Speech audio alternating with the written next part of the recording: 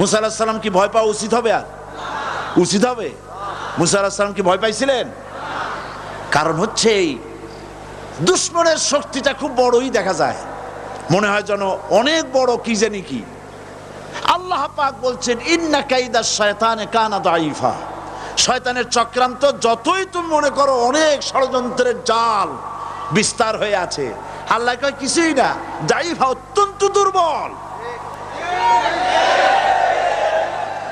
আল্লাহ পাক বললেন ধরো। মুসা আলাইহিস সালাম সাপ ধরলেন, সঙ্গে সঙ্গে লাঠি হয়ে গেল। ফিরআউন বরদাস্ত করলো না, রাষ্ট্রশক্তির পক্ষ থেকে আক্রমণ শুরু হলো। অপরাধ কি? মুসা আলাইহিস সালামের অপরাধ কি? কি অপরাধ? মাশাআল্লাহ, বুঝতে পেরেছেন। অপরাধ হচ্ছে তিনি বলেছেন লা ইলাহা, জোরে বলেন লা ইলাহা ইল্লাল্লাহ।